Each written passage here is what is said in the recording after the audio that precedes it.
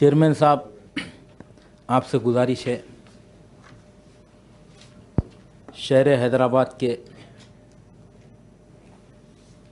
Greater Hyderabad हो या सैबराबाद हो या राजकुंटा हो, यहाँ पर ट्रैफिक का मसला बहुत बड़ा है साहब। आज शहर में ट्रैफिक पुलिस की जानिब से कई बड़े बड़े जंक्शन से चौरस्ते है, उन लोगों को बंद कर दिया गया है। दूसरी बात, जो टर्निंगां है, टर्निंगों को भी बंद कर दिया गया है। तीसरी बात, बाद जगह वन वे भी किया गया है। तो मैं ख़ास तौर पर आपको तवज्जो दिलाना चाहता हूँ साहब, ये इतने सब चीज़ें करे बाद भी 2-2 घंटे ट्रैफिक जाम रह रही है। और ख़ास तौर पर मैं आज से 15 दिन पहले हाईटेक सिटी के तरफ देखा, एक एम्बुलेंस में एक पेशेंट वहाँ पर उसका इंतकाल हो चुका। उसकी वजह एक ही थी, बारिश हुई। बारिश की वजह से हाईटेक सिटी से बंजारा हिल की तरफ जाने के लिए 2 घंटे तक ट्रैफिक जाम थी। और ट्रैफिक पुलिस जो है, खाली वो लोग कैमरे लेकर जो भी जा रहे हैं उनकी फ़ोटो खींच रहे हैं।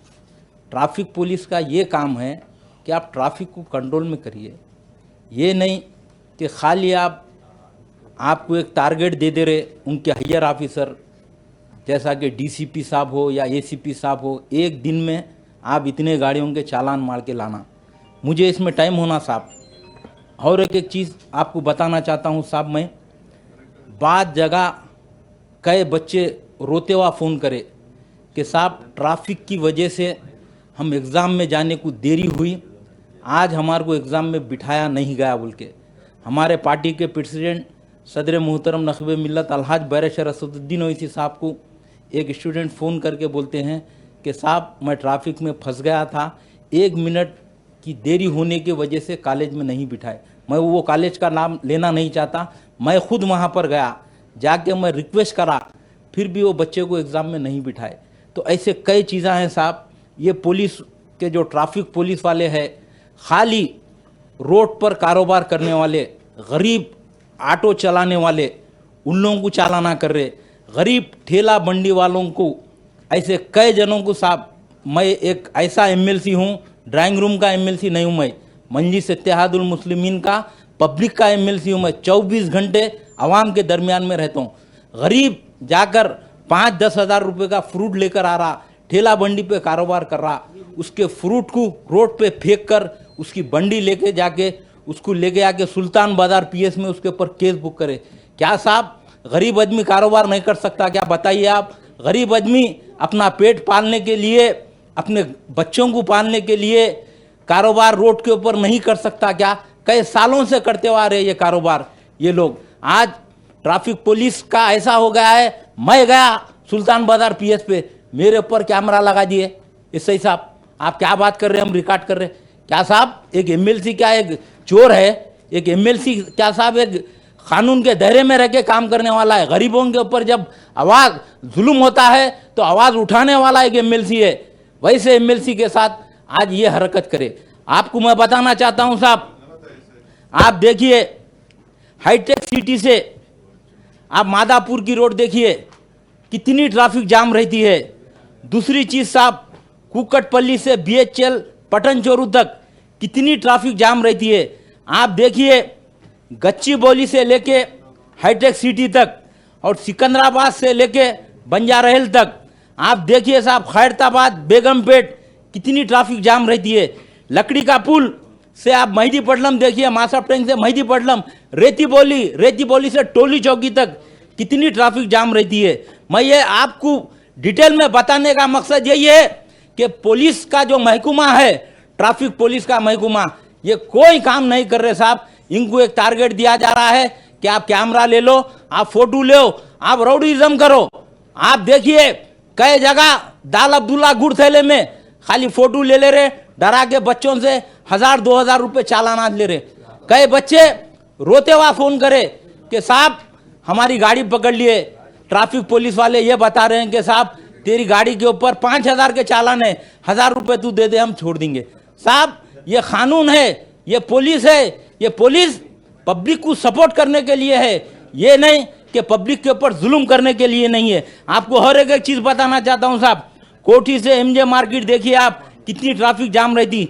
बेगम बाजार मेन ओल्ड सिटी को जाने की रूट है, वहाँ पर कितने घंटों ट्रैफिक जाम रहती है। देखिए साहब, एमजे मार्केट और बेगम बाजार और हाइब्रिड्स, मलकपेट, दिलसुख नगर, अंबरपेट।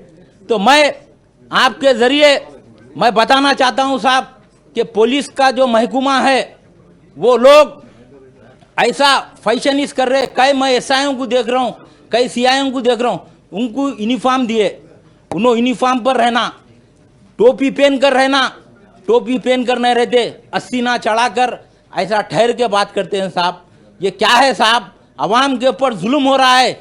एक तो इन लोगों की वजह से कई एक्सीडेंट्स हो रहे हैं रोडों के ऊपर, ट्रैफिक पुलिस की वजह से। मैं आपके ज़रिए से गुजारिश करना चाहता हूं, हमारे पुलिस के जो शहर हैदराबाद के कोतवाल साहब है और साइबराबाद के कोतवाल साहब है, राचकुंटे के कोतवाल साहब है, मैं इन लोगों से गुजारिश करना चाहता हूं कि जितने ट्रैफिक के ऑफिसर है उन लोगों को बुलाकर आप क्लास दीजिए कि अवाम की खिदमत कैसा करते।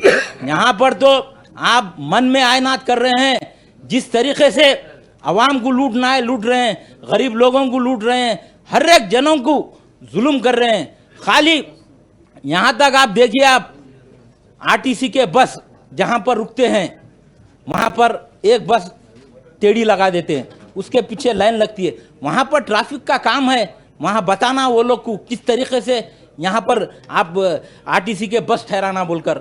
मेरे दिल में बहुत तकलीफ है साहब, ट्रैफिक का जुल्म बहुत होते जा रहा है। इसके ऊपर पुलिस का महकमा आज शहर हैदराबाद का असेंबली के सामने इतने बड़े चौरस्ते को बंद कर दिए साहब, उसके वजह से क्या फ़ायदा हो रहा बताइए आप। फिर भी ट्रैफिक जाम है, इसके ऊपर पुलिस कमिश्नर जवाब नहीं देते हैं साहब।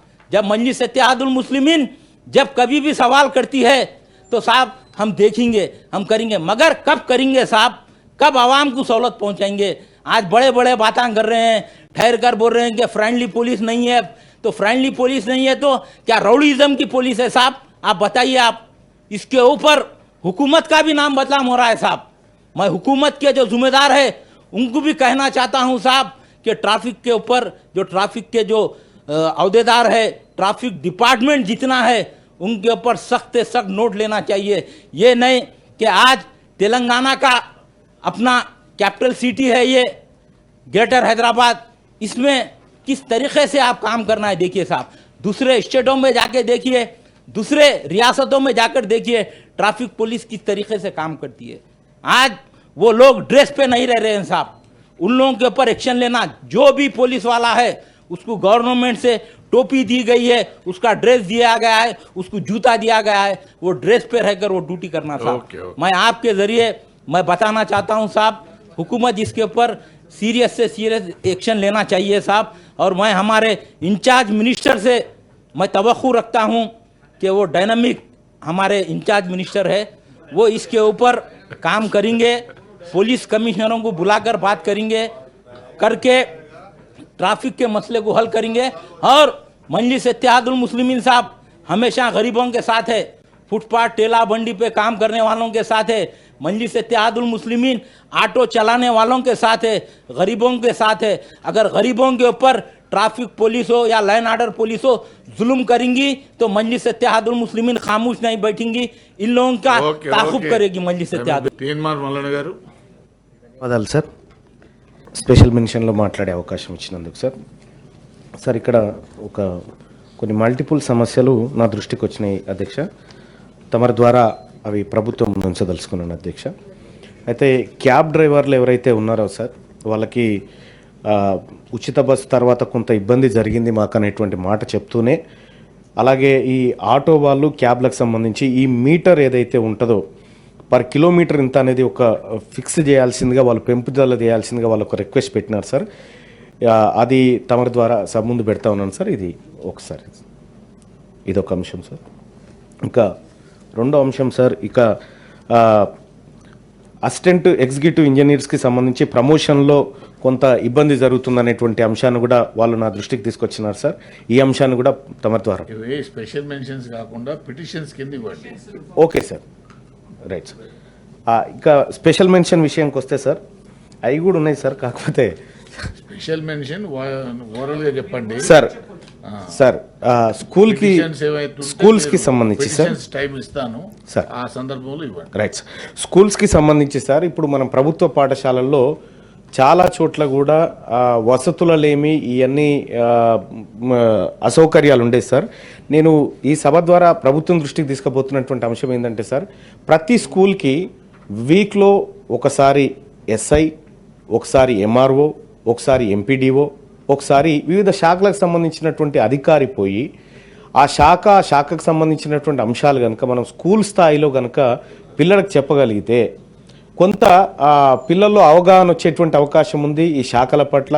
తర్వాత ఇంకొకటి, ఒకసారి ఒక పోలీస్ అధికారి అక్కడికి పోతే పోలీస్ వ్యవస్థ ఏంది, ఎట్లా ఉంటుంది, పోలీసులు ఎలాంటి సందర్భాల్లో నిర్ణయాలు తీసుకుంటారు, కేసులు కడతారు అనేటువంటి ఇవన్నీ వివరాలు కనుక మన స్కూల్ ఎడ్యుకేషన్ టైంలోనే పిల్లలకు కొంత అవగాహన కల్పించగలిగితే పిల్లల్లో కొంత పరివర్తనలో మార్పు వచ్చే అవకాశం ఉంటుంది సార్.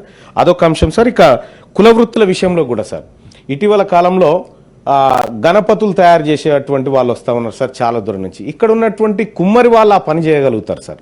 ఎవరైతే శాలివాహనులు ఉన్నారో వాళ్ళు ఆ పని చేయగలుగుతారు సార్. వాళ్ళను ప్రోత్సహించే విధంగా ఆ కార్యక్రమాలు ఉండాలి సార్. అలాగే ఇక వడ్డెరలకు సంబంధించి వాళ్లకు ఆ బండలు కొట్టుకునే మైనింగ్ విషయంలో కనుక ప్రభుత్వం ప్రోత్సాహం కల్పించగలిగితే వాళ్ళ కుల వృత్తికి సంబంధించినటువంటి అంశంలో ప్రభుత్వం తోడ్పాటు అందించినట్టు ఉంటుంది అనేది నేను ఒక సూచన సార్. ఇక రెండోది వడ్రంగి పని వాళ్ళు సార్. ఇవాళ గుజరాత్ నుంచే వడ్రంగి పని చేస్తూ ఉన్నారు సార్. కేవలం ఇక్కడ ఉన్నటువంటి వడ్రంగులు దుగాడ బట్టే కాడ వీళ్ళు ఉంటున్నారు సార్, కాంట్రాక్టులు బట్టే కాడ వాళ్ళు ఉంటా ఉన్నారు. ఈ రకాలుగా కుల వృత్తులన్నీ కొద్దిగా డిస్టర్బ్ అవుతా ఉన్నాయి సార్. సో వీళ్ళకు కూడా నైపుణ్యాలు పెంచేటువంటి కార్యక్రమాలను ప్రభుత్వం చేస్తే బాగుంటుందనేది నా సూచన సార్. ఇక రెండోది కార్పొరేట్ హాస్పిటల్ సార్. ప్రతిరోజు నా ఆఫీస్కి 100 మంది వస్తారు సార్ చిన్నపిల్లలకు వైద్యం. ఎక్కడికి పోయినా కార్పొరేట్ ఆసుపత్రిలో మొన్ననే గౌరవ పెద్దల నర్సిరెడ్డి గారు ఆయన పిటిషన్ నేను చూడడం జరిగింది సార్. గిడ కోసుకపోతే 33,000 రూపాయలు ఏం లేదు సార్. వెనకట పుటపుటాలం రాసి పెట్టుకుంటే వచ్చిపోయేది సార్ మనకు వెనకట. కానీ 33,000 రూపాయలు 40,000 రూపాయలు దానికి బిల్లు వేసినారు సార్. ఈ రకంగా లక్షల రూపాయలు దోపిడీకి గురవుతున్నాయి సార్ కార్పొరేట్ వ్యవస్థలో. వాటిని కూడా ఏదైతే ప్రైవేట్ స్కూల్లోని ఫీజు నియంత్రణ ఎట్లయితే చేయాలనుకుంటున్నామో ప్రైవేటు హాస్పిటల్లో కూడా ఈ ఛార్జీల నియంత్రణ విషయంలో ఒక చర్యలు తీసుకోవాలి సార్. ఇక అలాగే కల్తీ పాల విషయం కూడా తమ దృష్టికి తెస్తా ఉన్నాం సార్ సభ ద్వారా. అనేకమైనటువంటి కల్తీ పాలు మార్కెట్లో చలామణి అవుతా ఉన్నాయి సార్. వాటిపైన కూడా ప్రత్యేక దృష్టి పెట్టి కల్తీ నివారణ కోసం చర్యలు తీసుకోవాలని చెప్పి తమ ద్వారా రిక్వెస్ట్ చేస్తా ఉన్నారు సార్. ఇక మరొకసారి అవకాశం ఇస్తే మేము ఆ పిటిషన్ల రూపంలో ఇస్తాం.